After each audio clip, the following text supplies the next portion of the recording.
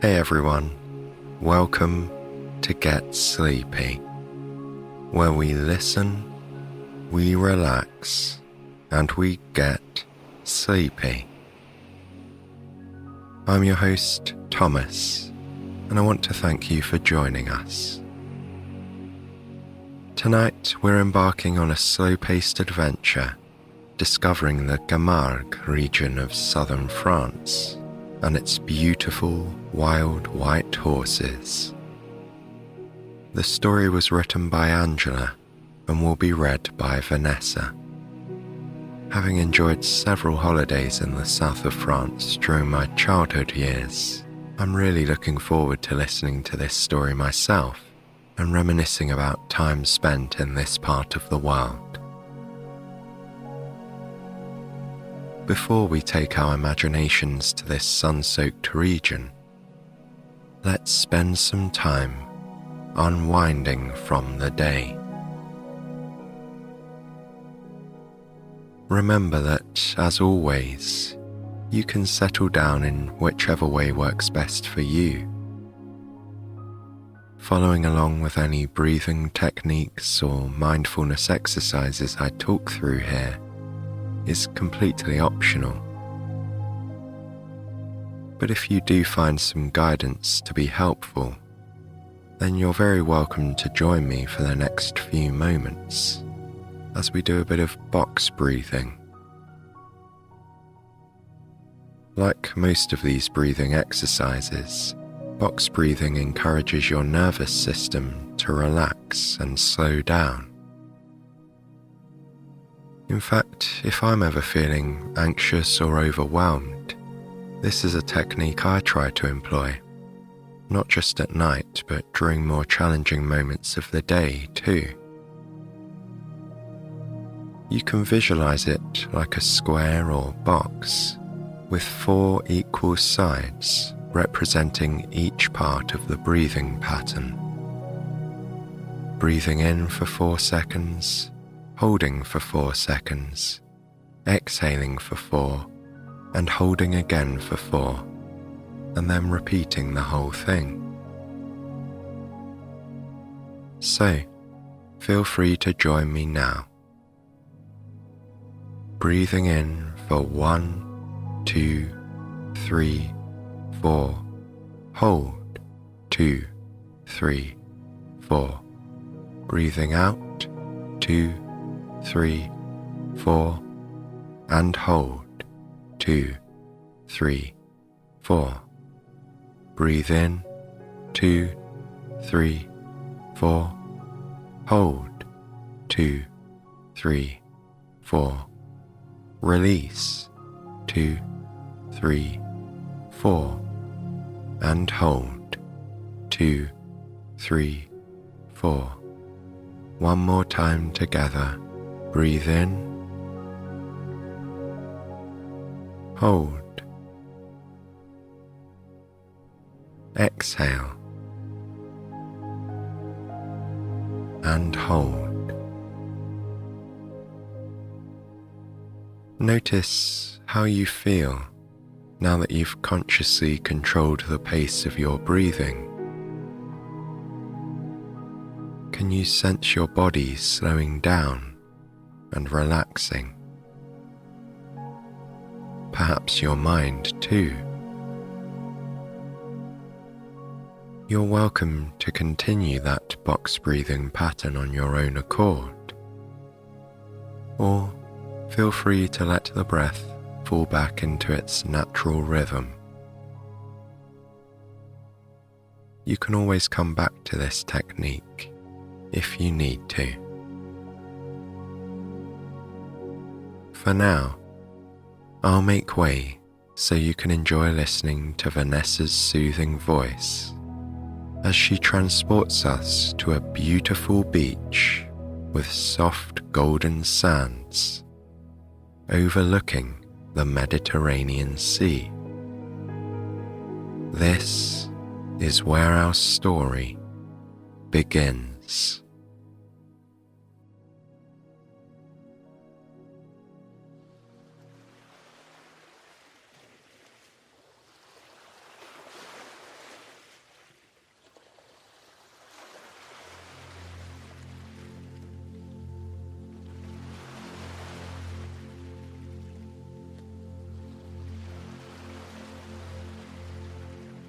You're on a golden sandy beach at the edge of Camargue Regional Natural Park. The vast nature park lies near Arles, between the larger cities of Marseille and Montpellier in southern France. The beach stretches for miles, a meandering and picturesque coastline. This afternoon, you're lucky. There isn't another soul here. You have the place all to yourself. You look up at the sky. It's a pale shade of blue. The sun's rays attempt to peek through the clouds, but they refuse to move. Waves lap the shore as you gaze out to the horizon. A small blue and white fishing boat bobs up and down on the water.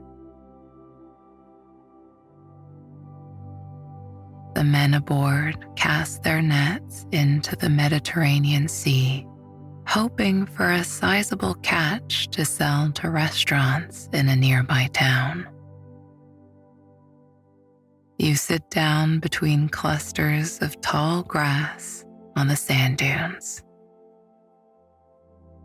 The dunes gently slope down towards the sea. It's so peaceful here. You close your eyes, feeling the warmth of the sun on your skin and listening to the sound of the waves. Inhaling the salty sea air once, twice, 3 times. You find that moment of balance in the center before exhaling deeply once more. When you open your eyes, you see the horses far in the distance, approaching from your right.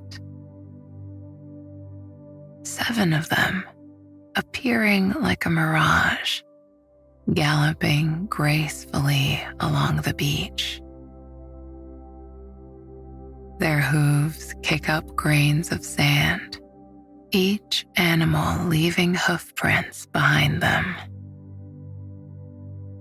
These majestic creatures are the white horses of the Camargue, found in this region of southern France. They've lived here for centuries amidst the marshes, fields, and wetlands. Their gait is sturdy and strong. As they move closer to you, they form a V shape, the older leader at the front and the younger steeds following. You can see that there are no gardiens or guardians with them today. They are the people who care for the white horses in the traditional way. You watch as these gentle, majestic animals gallop along the beach, wild and free. The horses weave in and out of the foaming waves. Their soft, silken manes and long tails swish with the slightest movement, as if in slow motion. You're aware that it's unusual to see this many together in one place, as there are only around 160 Camargue horses remaining. Ask any local, and they will tell you that the horses are gray or dappled in color. today, with the clouds and cobalt blue waters reflecting, their coats appear to be the purest white, just like freshly fallen snow. The horses slow down as they approach, observing you watching them from the sand dunes. Then, almost in unison, they stop, standing silently by the water's edge. The leader leaves the other 6 horses to approach your position. The older horse moves gracefully with a regal air. You find yourself imagining him as a brave warrior from the days of old, fearless, determined, and bold. You see inquisitive brown eyes and almost hear a whisper. Why are you here? What do you want? You remain seated so as not to startle him. He bows his head slightly and begins to shake his mane free of sand. The fine grains shower you from head to toe, sticking to your shirt and raining down over your legs, and you smile. The horse is calm and friendly and means you no harm. Observing his frame, you see that he has a short neck, strong limbs, and a deep chest. You know that Camargue horses are intelligent and wonder if he has a name. You decide to name him after a chivalrous character, a cavalier of old. He nudges you with his nose as if he approves of your choice. Then he closes his eyes, totally relaxed in your presence, and dips his head, allowing you to talk to him. You whisper, telling him that you're pleased to make his acquaintance. He responds by resting his face on your palm. The grasses beside you billow in the breeze. With your other hand, you tear off a few blades and offer them to him.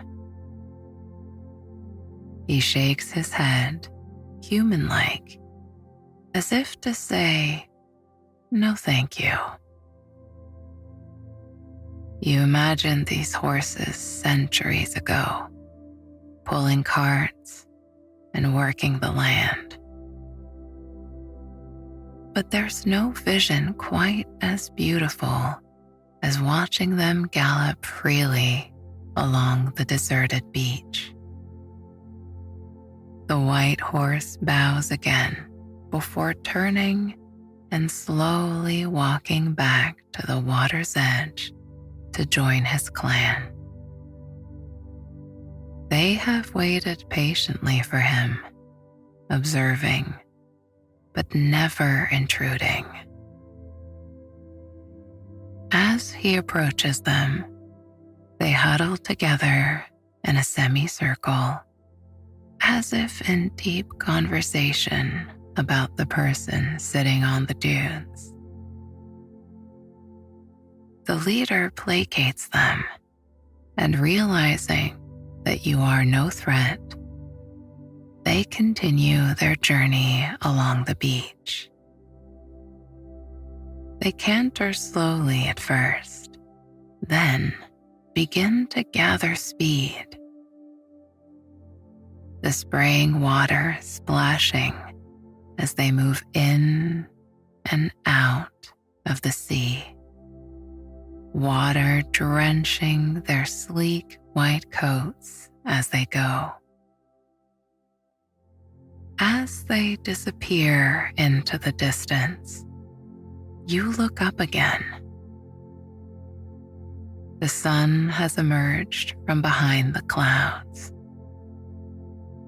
The light glistens on the sea, reflecting like thousands of sparkling diamonds. The fishing boat you saw earlier has moved further towards the harbor town around the bay. Following the boat's journey, you see the outline of a long fortress wall in the distance.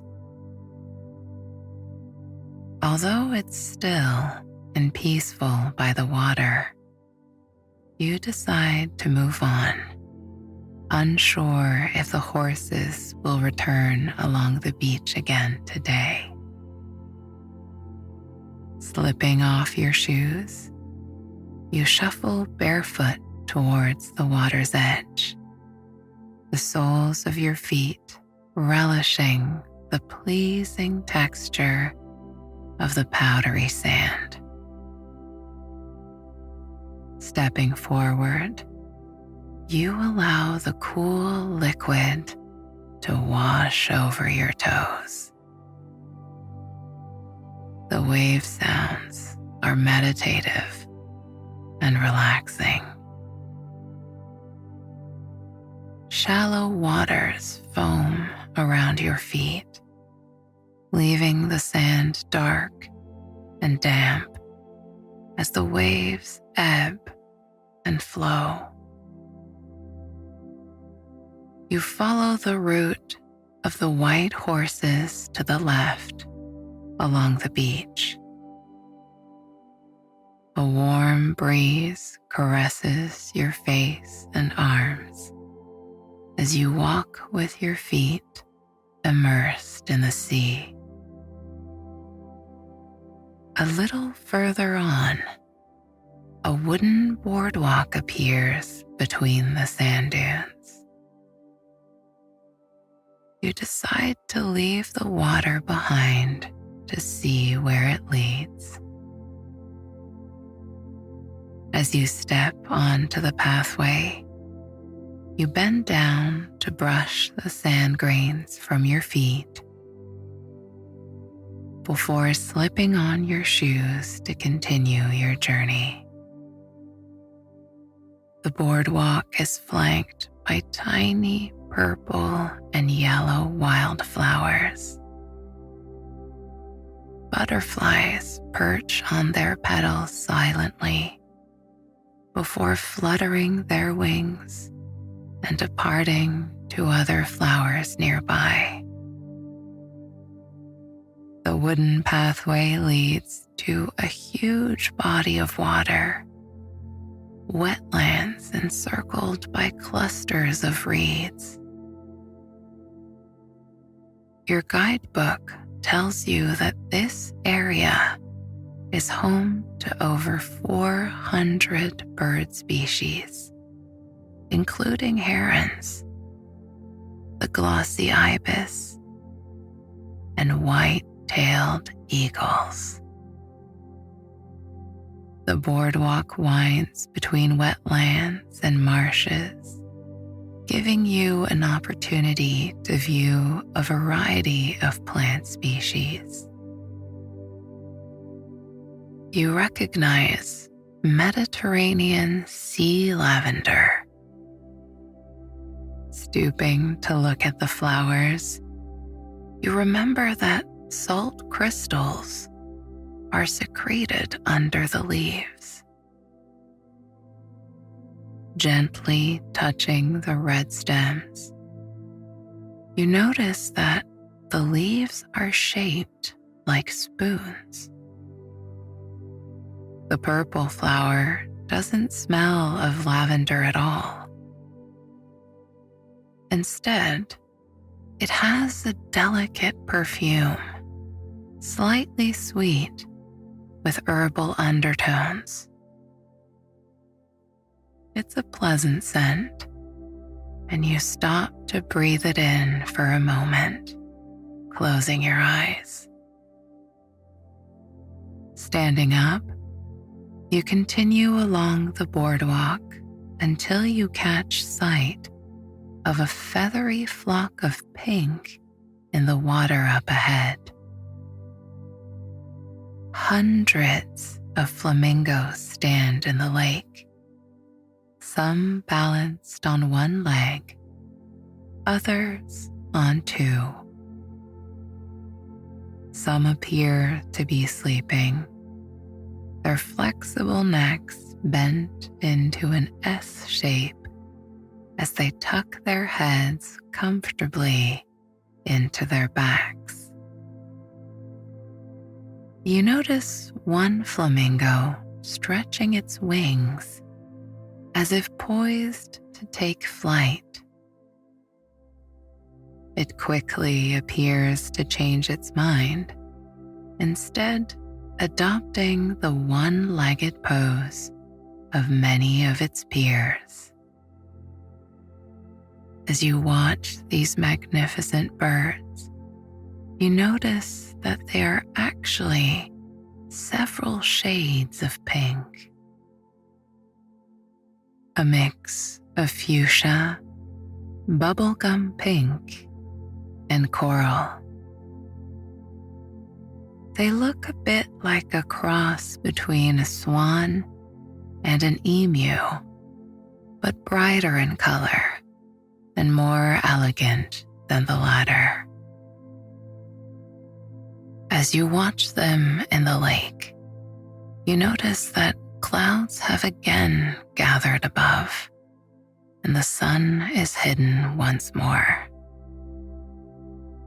You continue to walk, leaving the flamingos behind, until you reach an information sign with illustrations.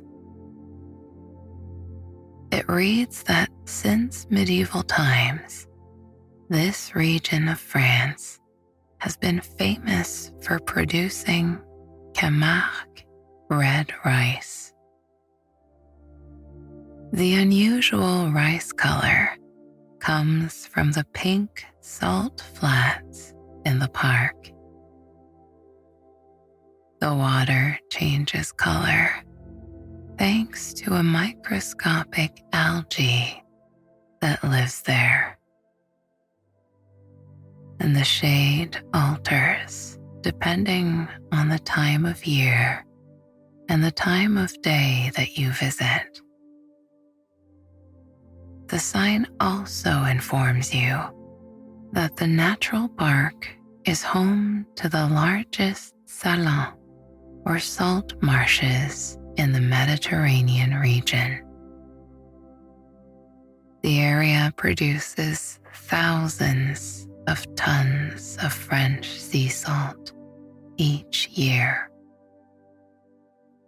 As beautiful as the pink flats sound to visit, they are quite far away. A guided tour is preferred to access them, so you decide to leave them for another day. Along the path, fields open up at either side of you. The wetlands transform into rugged meadows surrounded by weathered wooden fences. These fields are home to a few Camargue black bulls. They have oddly shaped horns, and some say they can live to up to 40 years of age. The bulls plod slowly, barely paying you any attention, They're solely focused on the grasses and plants they stop to eat. In the distance to your left, the honey-colored stone wall you saw from the beach comes into view. Your guidebook tells you that this is the ancient fortress surrounding a medieval town called Aigues-Mortes. The town's name translates as Dead Waters, named after the ponds and wetlands surrounding the village.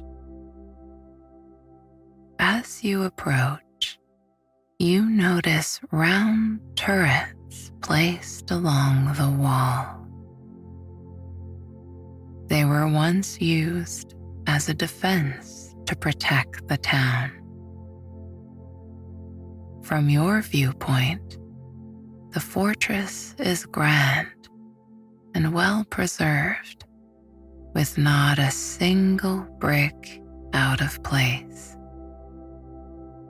A long, paved road leads to the main gate, flanked by 2 turrets with tiny windows.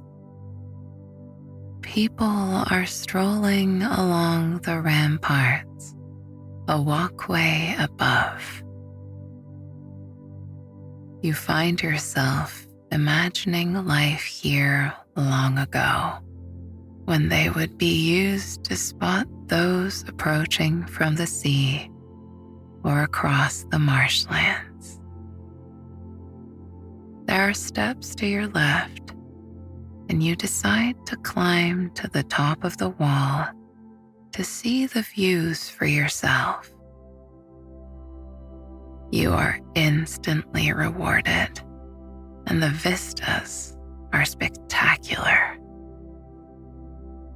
To your right, you see local people wandering the streets inside the town. Quaint shops sell postcards, artwork, and clothing. The streets lead to lively squares with central fountains, where restaurants are shaded by awnings and plane trees. To your left, and stretched out in front, lakes, rivers, and wetlands sprawl towards the sea. And further in the distance, you notice several white horses of the Camargue in a field. They walk ever so slowly, stopping to graze every now and then. There are 7 of them, and you wonder if they are the same horses you met on the beach earlier. Continuing towards the far end of the ramparts, you catch sight of the famous pink salt lakes. The colors are vibrant, in complete contrast with the deep blues of the sea and the patchwork greens of the fields and marshlands. You take a mental photograph, hoping to remember this view for many years to come. As the sun begins to set in the sky, you descend the steps into the town. Aigues-Mortes is a charming place. Along cobbled streets, stores sell handmade soaps, beach clothing, and fishing nets. You walk past a small cafe with a vintage vibe. It has a sign saying bienvenue or welcome in French at the entrance. Wooden barrels are arranged outside next to matching stools, and menus and holders sit atop the tables. Next door, an art gallery sells beautiful paintings of wildlife and French landscapes. A young man inside the shop sees you gazing at a small picture of the white horses. He leans on the open door, smiling as he tells you proudly that his grandfather is a gardien, a guardian of the horses. He says that many horses live on his family's ranch nearby, and they are used to herd the black bulls. When you tell him that you saw several alone on the beach, the man throws back his head and laughs. He explains that the horses are semi-wild, frequently going off on their own adventures. The Camargue horses are also known as horses of the sea. Their hooves are specially adapted for the wetlands and marshes, and they love the water. The horses and his grandfather have an unspoken bond, he says. He understands that they need the freedom to roam, but they always return to the ranch following their seaside expeditions. He beckons you into the shop and points to a black and white photograph on the wall. It's a picture of an older man smiling. He's wearing a corduroy jacket, jeans, and a cowboy hat, and he stands next to a white horse. He says he believes that this breed of horse existed many centuries ago, and that Camargue horses are descendant of those featured on ancient cave drawings discovered throughout France. You smile as you listen to his stories. He picks up the small painting you were looking at earlier, takes it to the counter, wraps it in brown paper, and hands it to you as a gift. He says that he is grateful that you are interested in the horses and local traditions. If you would like to learn more, he says, you are welcome to visit the ranch during your stay. You thank the man for his kindness and chat a little more before leaving him to attend to another customer. At the end of the cobble street is a large square. There's a touch of ambient music, and small groups of people dine in restaurants and sip drinks al fresco.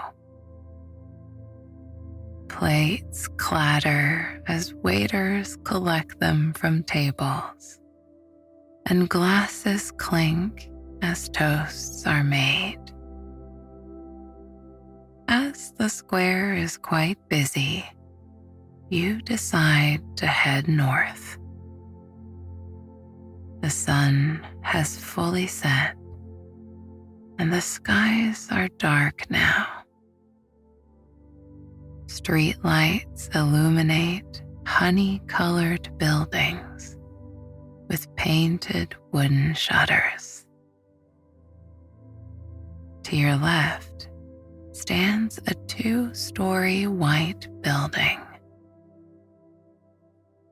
It looks modern and out of place compared to the historic houses of the town.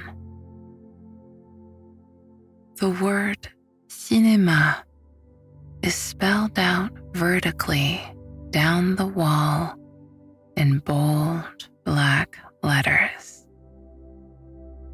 You climb the 5 steps to peer through the double glass doors. An older woman stands behind a counter. Above her, a board displays the latest movie offerings. A half-empty popcorn machine has striped cartons stacked up to one side. Entering the cinema, you see retro posters promoting classic French films on the wall to your right. A red light blinks intermittently above one of the theater doors to show that a movie is in progress.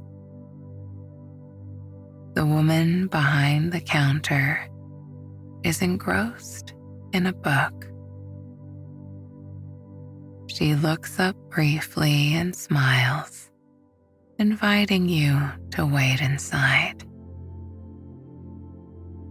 You follow the passageway behind the concession stand.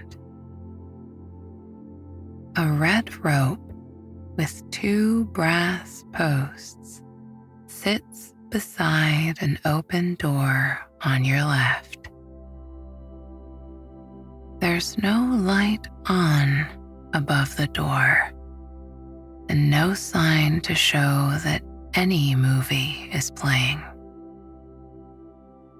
You decide to step inside. The room is compact, with seating for around 100 people. 10 rows back and 10 seats across. It's an atmospheric place with glass lanterns on both side walls. A giant black screen hangs up front, waiting for the next feature to begin. The seats look comfortable. You notice that they recline slightly to enhance the viewing experience. They are covered in plush velvet fabric, which feels soft to the touch. Descending the steps, you find a seat in the center of the room and sit down, eager to rest. Slipping off your shoes, you wiggle your toes. There's plenty of room to stretch out, and you realize how tired you are after a long day of walking. You sink into the chair, lying back, gazing at the blank screen. As your eyes begin to close, The lamps at either side of the movie theater appear to dim. As you slowly drift off to sleep on the reclining chair, your mind plays a montage of your incredible day in southern France. You see the long, sandy beach and the boat bobbing in the sea. You recall the scent of the flowers by the boardwalk and how you watch the flamingos perched on one leg in the water. You can see views of the marshes and pink salt lakes from the fortress ramparts. But the most prominent images are those of the 7 white horses of the Camargue, one of the world's oldest horse breeds, out on their joyful seaside adventure. They gallop wild and free along the beach, weaving in and out of the water. You smile, remembering them and their friendly leader who came to say hello. With your painting tucked safely on your lap, you vow to visit the ranch and beach tomorrow to catch another glimpse of them. And with that happy thought in your mind, you slowly drift off into a relaxing, dreamy sleep.